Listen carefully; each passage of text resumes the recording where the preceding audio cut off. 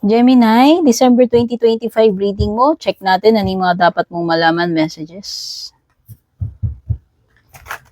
or possibilities para sa'yo. Thank you so much for dropping by, Gemini. Bago ka man dito or matagal na, maraming salamat sa support. Patuloy na pagsubaybay.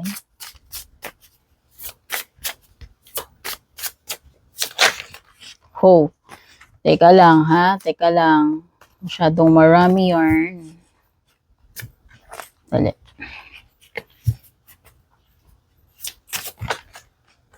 Lumalabas. Teka. Basahin ko muna.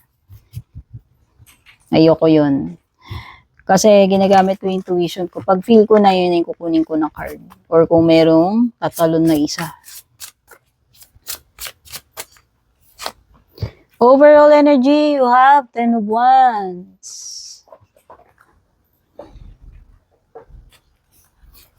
Challenge, Hierophant. Good stuff, good news, blessing, you have Page of Swords. Financial career, kabuhayan mo, ganda, Ace of Wands. Love life, Four of Pentacles.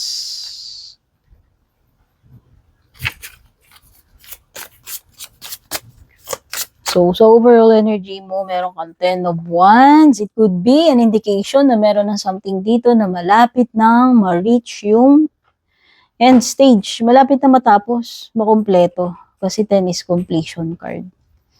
Okay? So, i-clarify natin yan. Knight of Cups. Wow! Feeling ko lang, meron kang matatapos na makukumpleto na at magkakaroon ka ng sense of fulfillment dito or award. Trophy yan eh. Kumbaga para sa'yo, wow, achievement ko to.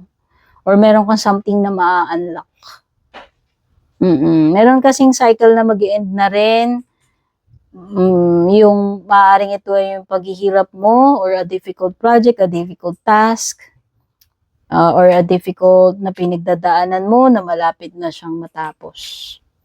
So sa tingin ko magiging maganda naman yung end result dahil dito ikaw ay happy, fulfilled, para sa iyo ito ay achievement, ito ay success, may trophy eh. So yun yung pinagbabasihan ko. Okay, so kung ano man ito, general reading to, bahala po kayo kung saan tutugma sa'yo sa personal mo man, spiritual, sa career mo, financial mo, or sa love life mo.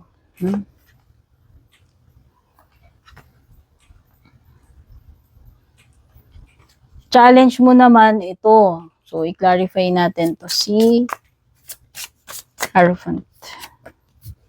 Wow, Wheel of Fortune. Ang ganda. Si Wheel of Fortune, tsaka si Hierophant. Pareho, major. Could be na. Sa tingin ko, meron kang major challenge na malalagpasan, Gemini. Merong malaking aral na may dudulot sa iyo to eh. Pero ito ay magbubukas din sa iyo ng magandang opportunity. Or itong malaking leksyon na to sa buhay na matututunan mo eh yun yung magiging susi para magkaroon ng malaking shift, magandang pagbabago sa situation mo or sa buhay mo with the Wheel of Fortune. Oo. Malalaking challenge to pero ma-overcome mo rin to big time eh. Ibig sabihin, hindi ka naman laging nasa ilalim. Naging mahirap man yan, malaki man yung naging pagkabigo mo dyan, malaki man yung leksyon na natutunan mo, malaking challenge, nahirapan ka. Pero parang worth it naman kasi kapalit nun ay magagandang bagay. No? Ito ay panibagong cycle na magsisimula para sa iyo si Wheel of Fortune. Nakaakibat naman sa pangalan niya, Wheel of Fortune, swerte or maganda. Good fortune yung kapalit nung mga kabiguan mo or paghihirap mo or matitinding lesson na matututunan mo rito sa month na ito.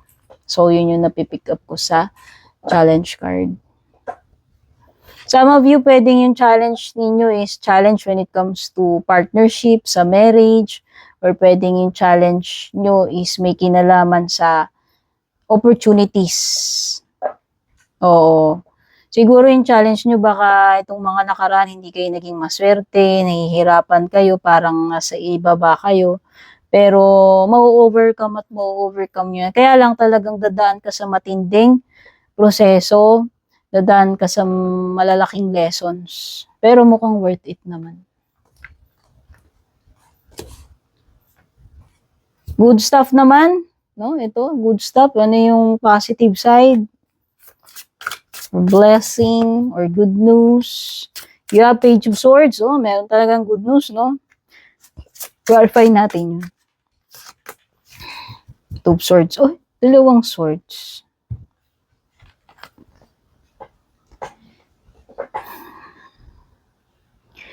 Alam mo, maganda to kasi nakikita ko meron kang mga bagong matututunan, Gemini. At itong mga bagong aral na to, actually dito pa lang sa challenge mo, magsisimula na yung mga aral Di ba sabi ko may malalaking leksyon ka matututunan. So hanggang dito sa good stuff, sa good news mo is meron yon.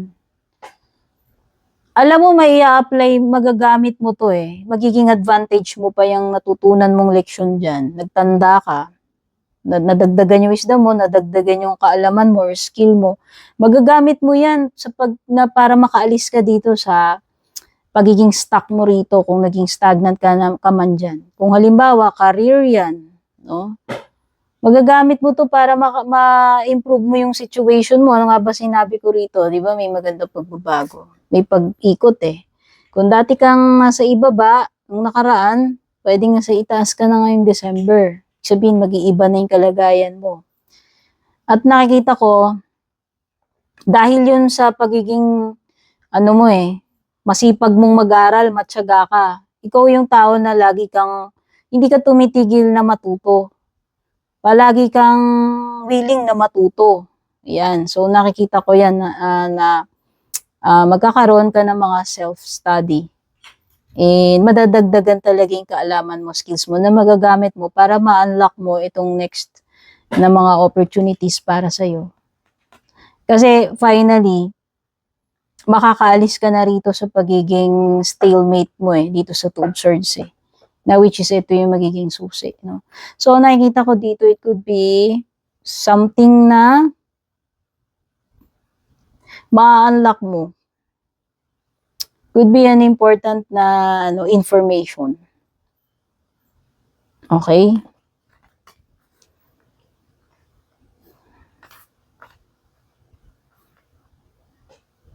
Malay mo, baka merong tatawag sa'yo o ito nafe-feel ko kasi parang merong makikipag-communicate. Baka kakilala mo, kaibigan mo, dati mong katrabaho, tapos ititimbre ka, ititip nyo, tol, try mo to.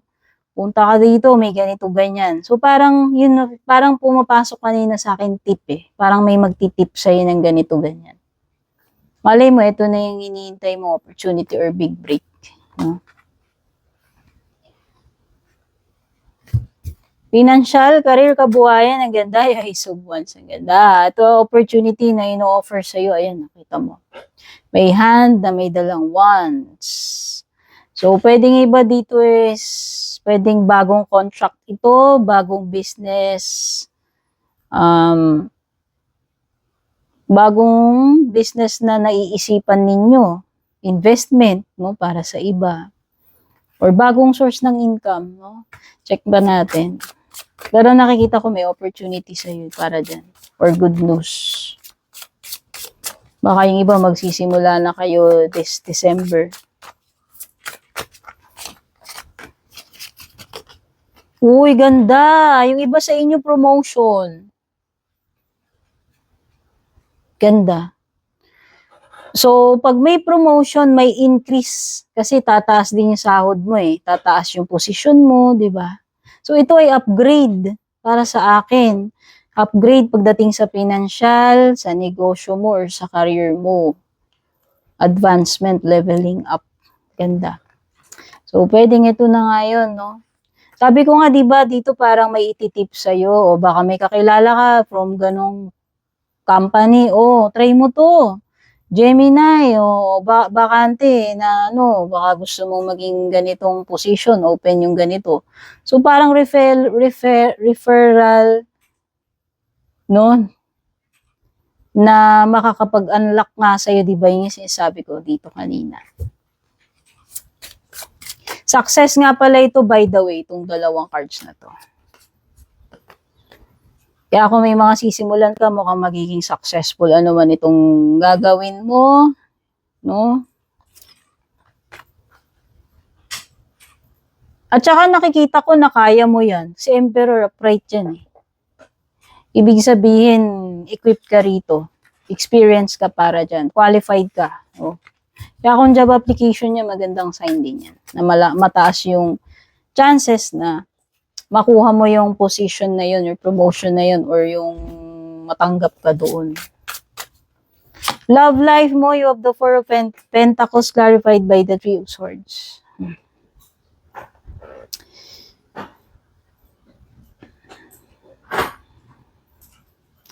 So, ito ay sign ng breakup si Three of Swords Could be a sign ng third-party situation, betrayal, breakup, anything painful na maaaring pagdanasan. Mahirap, malungkot, masakit.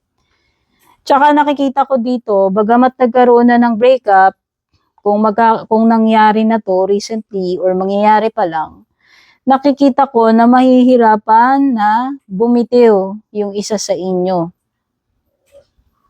Kahit sabihin mo pa nagkaroon ng third party, kahit sabihin mo pa nagkaroon ng betrayal dito, parang yung isa is, kahit na magkaroon ng breakup, parang hindi willing to let go. Ayaw mag-let go. Hindi pa ready. Hindi makabitiw. Holding on pa rin. Attached pa rin. Okay? So, yun yung nasisense ko dyan.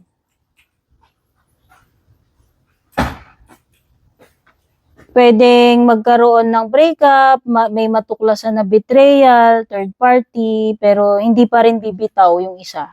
Kahit na isa siguro makikipagkalas. Okay? Unexpected, unforeseen, you have the moon, sakto-sakto moon. Pisces energy. Okay, sa unexpected mukhang hindi magugulat ka Hindi mo ina-expect talaga na meron kang may mga sikretong mabubunyag dito. O baka yun na nga yung related sa love life, pero pwede rin hindi. Pwede. Ito yun, yung hindi mo ina-expect na paparating. Hindi mo ina-expect na may mga malalaman kang mga baho, aliwaswas, sikreto, basta lahat ng nakatago. Unti-unting lulutang Lulutang na lang Malalaman mo na lang. Moon is about unexpected na clarity revelation. Gemini. Mga signs na meron dito. Taurus, Scorpio, Leo, Aqua, Aries, Pisces, Taurus,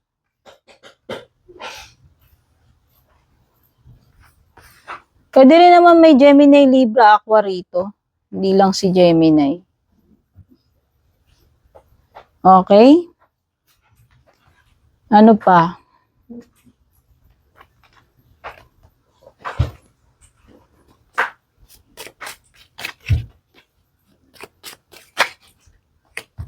Haystack. Boat. Wow, mukhang may perang paparating. Peacock. Parrot. Handshake.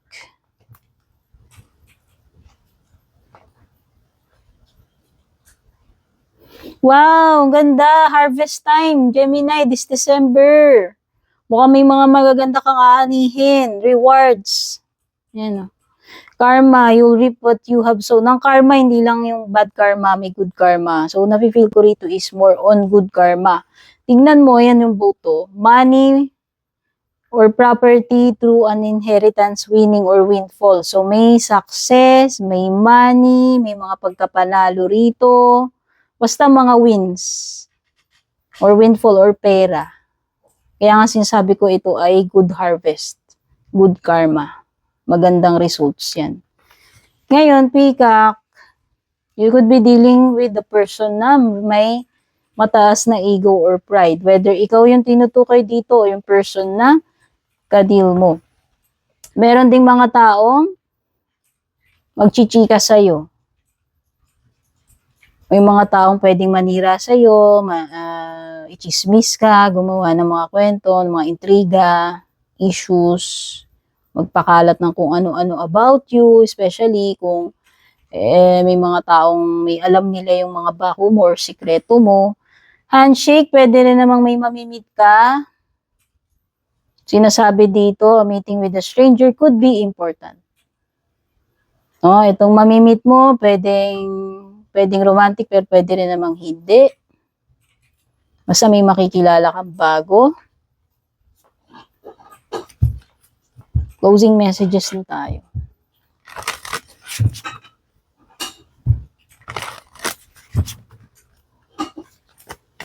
Meron kang breathe, tsaka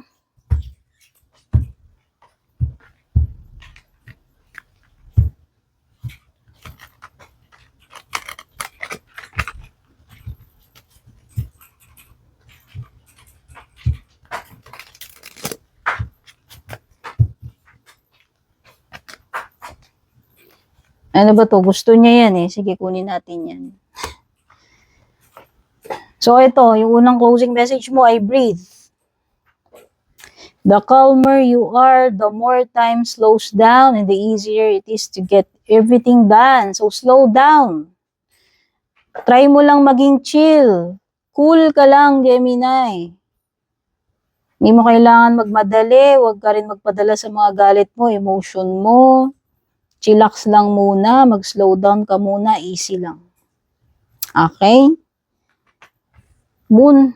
Ay, moon pala. Express pala to. Moon kasi yung picture.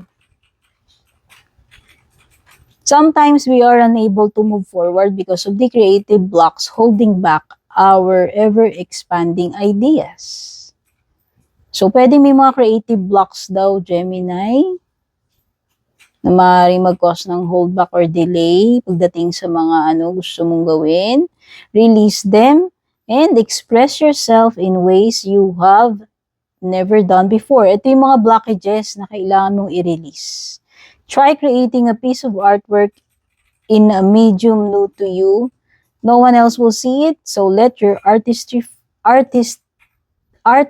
flow. Nakakabulol yung artistry. So, ito yung pag-i-express, Gemini eh. So, kung ano man yung mga kailangan mong event out, kailangan mong mag-express. Or kahit naman wala kang mga negative feelings, emotions na kailangan mong ilabas, i-express mo kung ano yung yung creativity mo. In many ways naman natin pwedeng i-express yung mga gusto nating i-express, whether creativity yan, feelings natin, love natin, etc. Okay? Affirmation, I move past blocks in beautiful ways. So, ito ay pagre-release ng blockage and pag-express. So, yan yung mga messages for you, Gemini, para sa month ng December 2025. Pero timeless reading naman lahat ng readings ko rito, kahit lumipas yan, kahit hindi itong petsang binanggit ko. So, sana makatulong sa'yo itong reading. Kung nakarelate ka, nakatulong sa'yo, na-entertain ka, don't forget to leave a heart or like. Or pa-leave na lang din ng comment, pa-share na lang din.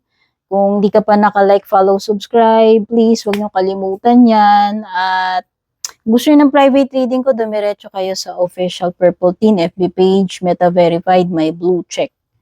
Kayo po yung mismo mag-PM sa akin doon. Remember na maraming fake impostor na gumagaya sa page ko. Ang gagawin nila, i-add friend nila kayo, i-chat nila kayo. Pag may ganon, hindi po ako yon. Godspeed, babush.